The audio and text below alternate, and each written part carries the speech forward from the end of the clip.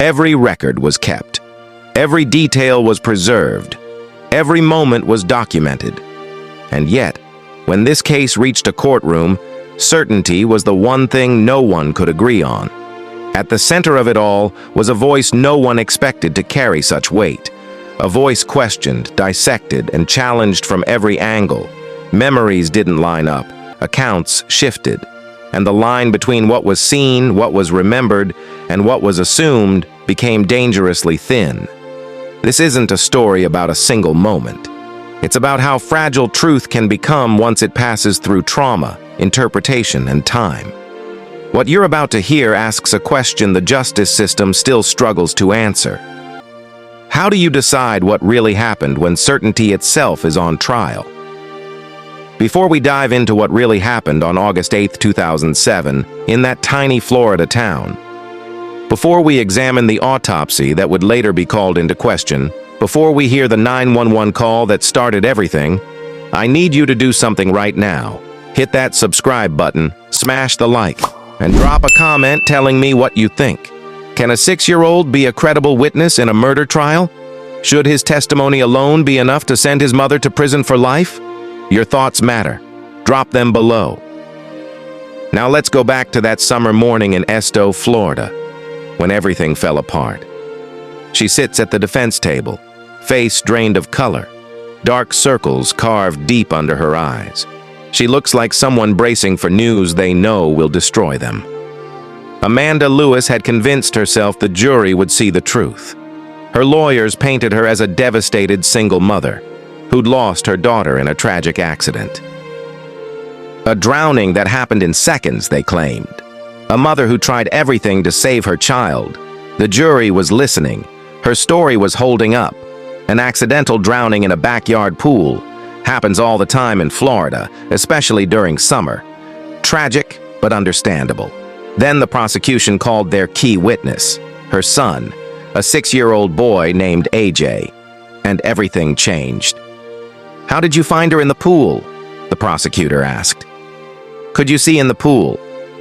"I had in my wagon," the little boy answered. "Who is this? Or what is this?" The prosecutor showed him a drawing. "My mama." "And what is she doing?" The courtroom went silent, waiting for what this child would say next. "Killing my sister." Those 2 words. Killing my sister. That's the moment Amanda Lewis realized her accidental drowning story couldn't compete with what her own child had witnessed. The moment she understood she wasn't going home. Not that day, not for decades. Her daughter was dead. Her son was testifying against her. And the proof of what really happened was about to come from the one person who saw it all. This is the chilling case of the nurse's assistant who turned a summer afternoon into a death scene in her own backyard. Every single detail you're about to hear has been verified through court records, trial testimony, and police reports. If you've never heard this story before, prepare yourself. Because what happened in Esto, Florida will force you to decide for yourself. Was this murder? Or was this the worst kind of accident twisted into something it never was? August 8, 2007, Esto, Florida. A town of less than 400 people in the Florida Panhandle. The kind of place where everyone knows everyone, where tragedy hits the whole community at once. Amanda Lewis, 27 years old, walks through her front door exhausted. She'd just finished a graveyard shift at Bonifay Nursing Home. All she wants is sleep. Her 2 children are already awake. 7-year-old Adriana Elaine Hurtado and her 6-year-old half-brother AJ are watching cartoons in the living room.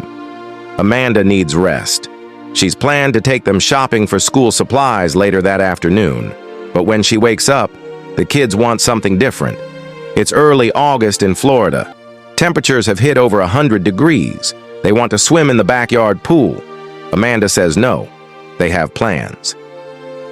She tells them to go outside and play while she switches the laundry. In the backyard sits a 4-foot-deep, above-ground pool. The children know the rules. Without Amanda supervising, the pool is off limits. She's even locked the ladder in the shed so they can't climb in. But here's what destroyed those careful precautions. AJ suddenly bursts into the house. He's yelling about Adriana being in the pool.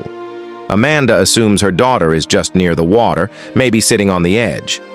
She tells AJ to go tell Adriana to get out. Then she looks through the back door. AJ is crouched beside the pool, reaching into the water with his hands, trying to grab something. When Amanda runs outside, Adriana is face down in the water, unconscious. Amanda pulls her daughter from the pool and begins CPR. When that doesn't work, she makes the 911 call that will change everything. It's around 2:39 in the afternoon. 911, I need the ambulance, please. What's wrong, ma'am? My daughter fell in the pool and she's not breathing. The operator starts asking questions. Address, phone number, age of the child. Amanda's trying to answer while also trying to save her daughter's life. Her lips are purple. What do I do? Ma'am, water's just coming out her nose. You can hear the panic in her voice, the desperation. She's begging for help, for instructions, for someone to tell her how to fix this. Does she have a pulse, ma'am? No, she's not got nothing. She is purple. Everything's purple. Emergency personnel arrive almost immediately. Adriana is airlifted to Bay Medical Hospital. For more than an hour, doctors fight to save the 7-year-old girl. They succeed briefly. They get a pulse, but her lungs are too waterlogged. At 5:05 that afternoon, Adriana Elaine Hurtado is pronounced dead. Keep this detail in mind.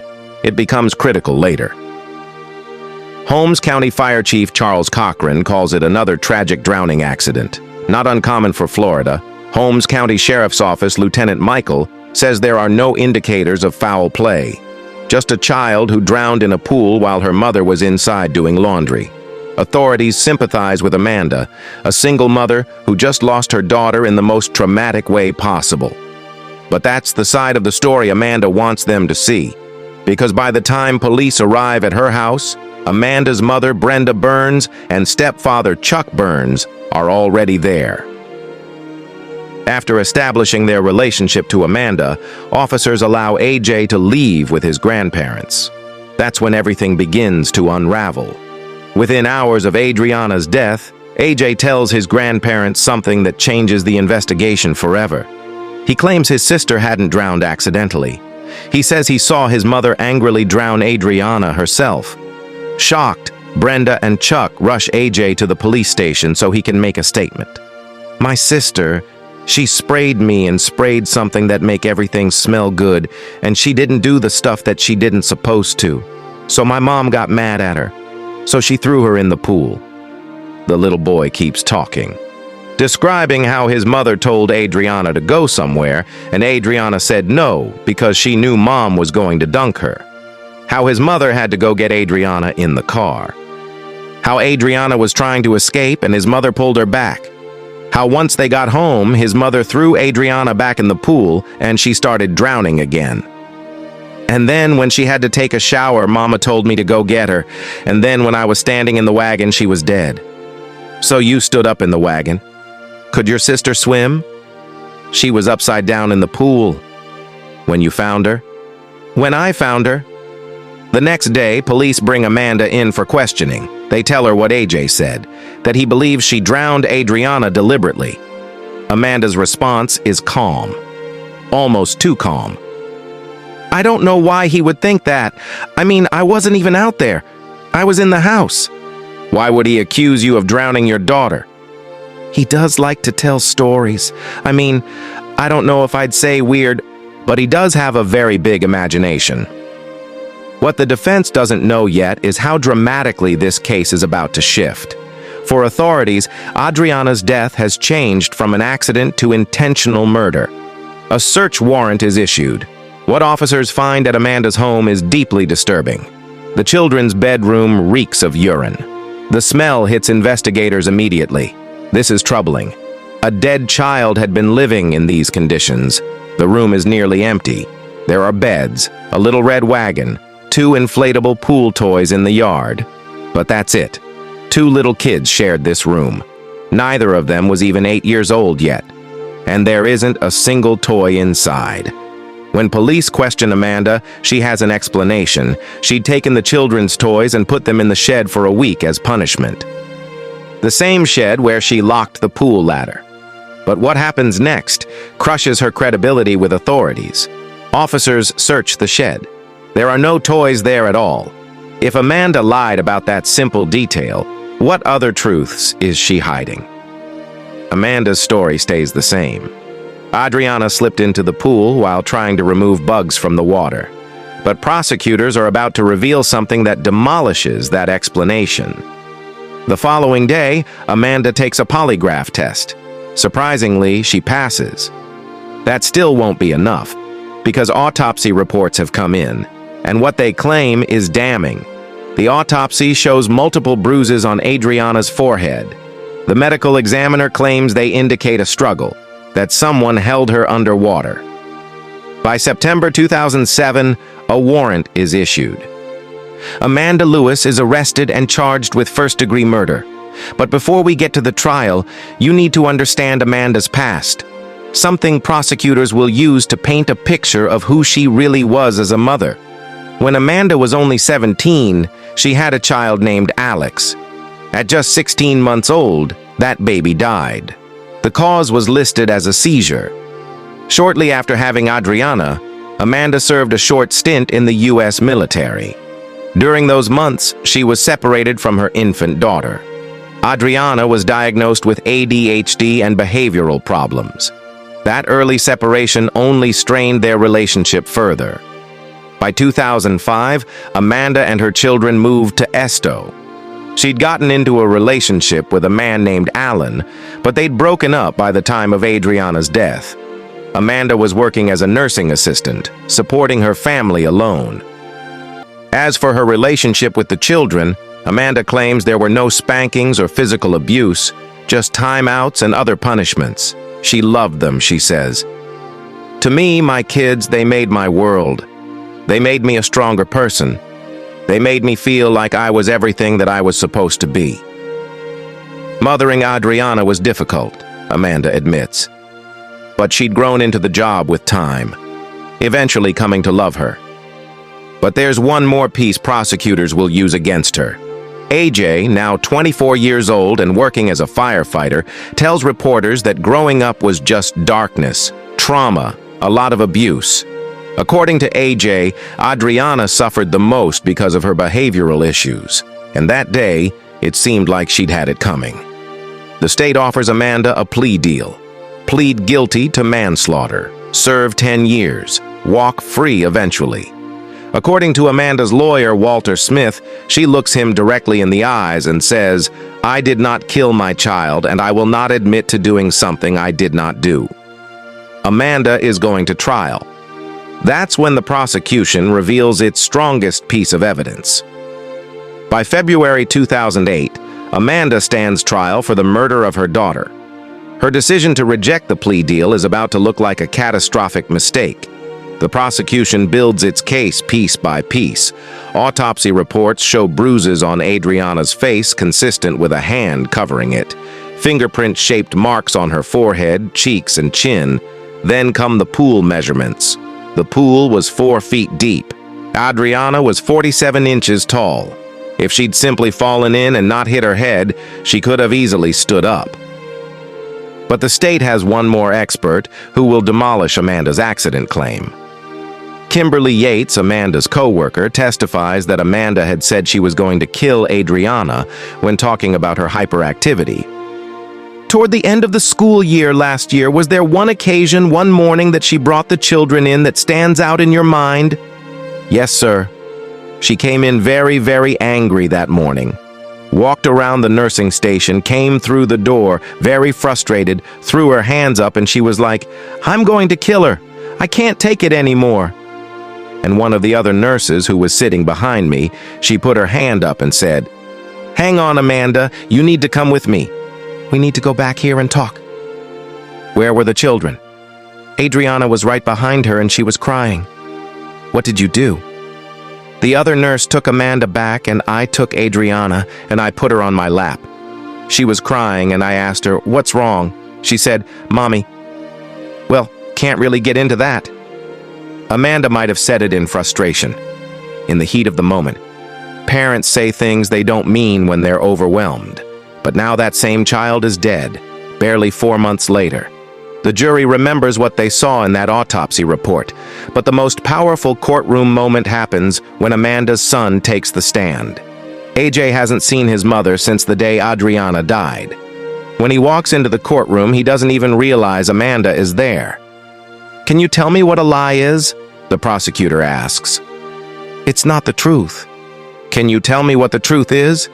"It's not a lie. If I told you your mother was in the courtroom here today, would that be the truth?" "No, that would not be the truth." "Why is that?" "'Cause she's not in the courtroom." "Your mother is not in this courtroom?" "No." "Where is your mother?" "Jail." "She's in jail." "You don't see her in this courtroom, do you?" "No." He's been living with his grandmother Brenda since that day. In his mind, his mother is in jail. She can't be here. When the prosecutor points to Amanda sitting at the defense table and asks if he's ever seen that woman before, AJ suddenly realizes his mother is here, in the room, watching him. He bursts into tears. "Who is that?" "My mother." "Now you recognize your mother?" "Yes, sir." The prosecutor gives him a moment, lets him collect himself. But then the questions continue, and AJ still testifies. He tells them what happened that day, what he saw, what his mother did. The prosecutor shows him drawings he made, yellow paper with crayon markings. "When you drew this, did this help you explain what happened? Help you tell the story?" "Yes, sir." "Tell me, AJ, what is this right here?" "My pool." "And who is this right here?" "Me." "What are you doing?" "I'm just playing." "What is this right here? Who is this, or what is this?" "My mama." "And what is she doing?" "Killing my sister." "How is she doing that, AJ?" "Putting her hand over her face." "Would you show me how she put her hand over your sister's face?" The little boy shakes his head. "No." "You don't want to do that?" "No." The prosecutor doesn't push him. Instead, they focus on the drawing. "Who is this?" "My mother." "And who is this?" "My sister." "What is this right here?" "My mother's arm." "What does this mean right here?" The prosecutor points to text on the drawing. "She died." "What?" "She died." "Your sister died. What does this mean?" "Too bad." "That means it's scary." "It was scary. When this was happening, could you see it?" "Yes." When prosecutors ask Dr. Fox about her autopsy findings, she places her hand on her face in the same motion AJ demonstrated. The bruises match exactly. The hand placement, the pressure points. Everything this 6-year-old boy described lines up with what the medical examiner found on Adriana's body. But the defense isn't done fighting. Despite all the prosecution's evidence, Amanda's defense raises serious concerns. Some of them are quite reasonable. AJ was only 6 when his sister died. He was 7 when testifying. The defense argues he's not a credible witness. Amanda told police that AJ, like most children his age, loves making up stories. It's very likely he's doing the same thing now. Over the course of questioning, AJ's story changed 14 different times. The defense expert testifies that children under 10 are rarely considered competent witnesses. Why is a 7-year-old the star witness in a murder trial? Then there's the drowning statistic defense. In Florida in 2007, there were 95 children under 14 who died by drowning. Florida leads the nation in unintentional drowning deaths. This happens all the time. Tragic accidents in backyard pools. But the defense has its biggest issue with the autopsy itself. Dr. Charles Siebert, the medical examiner who performed Adriana's autopsy, never testifies in court. He's been suspended prior to Amanda's case. Siebert had been found to engage in problematic practices that led to hundreds of flawed autopsies. His license was revoked. He fled Florida. In his absence, his administrative assistant, who has zero medical experience and prior perjury convictions, reads his notes instead. After the case, Siebert moves to New Jersey and performs as a clown and magician at children's birthday parties. Let that sink in. The medical examiner, whose autopsy findings are being used to convict Amanda of murder, is now doing balloon animals at kids' parties. The defense also points to Amanda's stepfather, Chuck. Amanda and Chuck have a tense relationship following Chuck's unwanted sexual advances, which Amanda denied. Is this his revenge? Did he coach AJ to say these things? The crime scene was poorly handled. Since Adriana's death was initially ruled an accident, detectives didn't collect evidence for multiple days. Family members reported removing picture frames, moving toys, and even deflating the pool. It was inflated again for photos, but never properly collected as evidence. All those witness testimonies, the autopsy report, the drawings. It all comes down to this. Amanda takes the stand to give testimony of her own. "My name's Amanda Lewis." "How old are you, Miss Lewis?" "I'm now 28. "Are you nervous?" "Yes." "Have you been able to sleep?" "No, sir." "You've been able to eat?" "No, sir." She walks through her version of events, the 911 call, how she got Adriana out of the pool, the CPR she attempted.